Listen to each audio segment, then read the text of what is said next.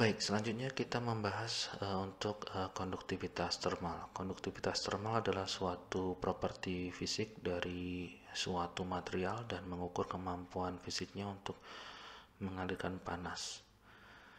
Jadi konduktivitas termal ini memiliki satuan watt per meter per derajat Celcius. Konduktivitas termal untuk beberapa benda padat, di antaranya misalkan kita punya silver, ini relatif tinggi, atau perak ya, kemudian magnesium juga masih tinggi 159. Mungkin untuk kaca ini 1,2, untuk batuan pada order 1,7 sampai dengan 3,3 misalkan. Kemudian untuk kayu ini 0,1. Jadi kemampuan untuk mengalirkan panas. Kalau kita mencoba melihat data dari JSOP tahun 90, dari beberapa batuan, ada batuan beku, sedimen, dan metamorf, kita coba tunjukkan relatif lebih tinggi untuk granit dibandingkan batuan beku yang lain berdasarkan data ini 3,3, sedangkan batu pasir ini 3,7, dan metamorf di sini kita punya quartzite, ya ini order 5,0, ya ini cukup besar.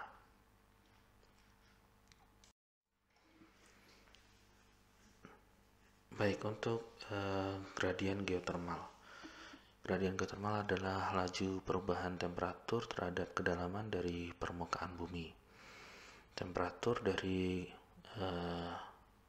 gradien geothermal dapat diukur untuk posisi di dekat permukaan bumi seperti dari lubang bor perminyakan, serta mungkin pada lubang bor pada sedimen laut.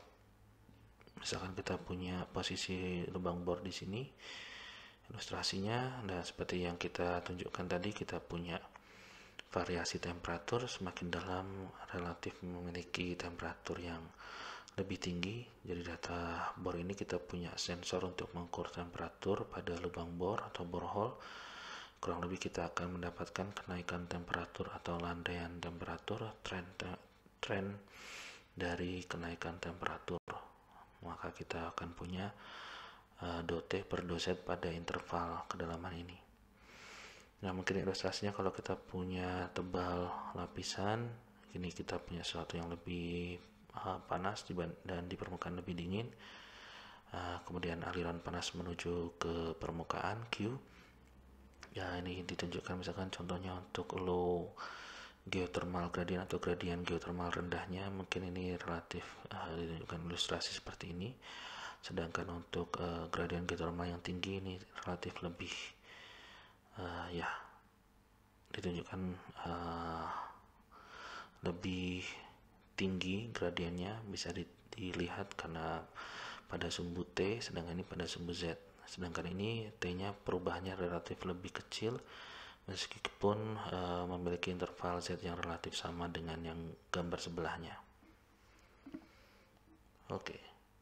Nah, dari sini mungkin ilustrasinya hampir sama, hanya saja ini ditunjukkan untuk kerapatan dari aliran panas. Ini berkaitan dengan konduktivitas termal. Ini contohnya untuk konduktivitas termal yang rendah dan untuk konduktivitas termal yang tinggi, di mana dia mampu mengalirkan panas lebih baik tergantung dari sifat material batuannya. Karena biasanya setiap daerah memiliki variasi material batuan seperti yang ditunjukkan tadi, misalkan contohnya batuan beku, batuan sedimen, dan batuan metamorf memiliki variasi di bawah permukaan. Baik, kita akan membahas sekilas berkaitan dengan satuan untuk heat flow unit atau HFU. Beberapa nilai umum yang terukur untuk studi kebumian atau geosains terkait dengan aliran panas adalah K, konduktivitas termal, itu pada rentang kurang lebih 2-5 watt per meter per derajat Celcius. Sedangkan gradien geothermal dot per dot z kurang lebih 0,01 sampai 0,05 derajat Celcius per meter. Sedangkan Q atau laju panas 0,03 sampai 0,12 watt per meter persegi. Nah, 1 HFU itu sama dengan 10 pangkat minus 6 kalori per centimeter kuadrat per sekon atau 1 HFU sama dengan 4,2 kali 10 pangkat minus 2 watt per meter persegi. Nah, selebihnya kita bisa melihat hubungan untuk kalori per centimeter kuadrat per second ini dihubungkan ke watt per meter persegi. Ya, lain-lain mungkin kita bisa menunjukkan hubungan untuk nilai-nilai ini berkaitan dengan konversi ketika nanti diberikan apakah dalam kalori atau dalam watt begitu ya, sehingga nanti bisa mempermudah pada saat melakukan konversi. Baik, ada satu hal lagi berkaitan dengan heat generation, atau mungkin kita bisa tunjukkan sebagai parameter untuk sumber panas. Satu heat generation unit ini sama dengan 10 pangkat minus 13 kalori per centimeter kuadrat per second. Satu HGU sama dengan 4,2 kali 10 pangkat minus 7 watt per meter kubik.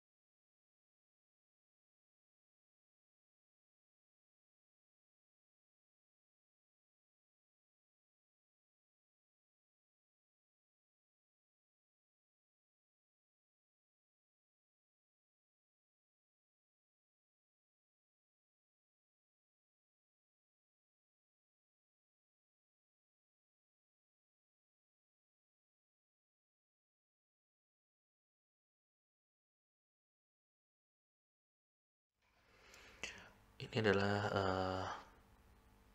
contoh-contoh atau konsentrasi dari elemen radioaktif dan produksi panas dari beberapa batuan, dari beberapa tipe batuan. Misalkan kita punya granit, basalt, doloitic basalt, alkali basalt, dan peridotite. Mungkin juga ada rata-rata dari kerak atas benua, kerak benua atas. Di sini juga ditunjukkan untuk rata-rata kerak benua, kerak samudra, dan juga untuk undepleted mantle. Jadi mungkin kita highlight saja beberapa nilai yang relatif lebih tinggi. Untuk granit misalkan konsentrasinya dihitung dari 4 per million, thorium dan kalium, serta berapa contohnya untuk heat generation atau sumber panasnya, parameter sumber panas. Kemudian ada densitas dalam satuan ini.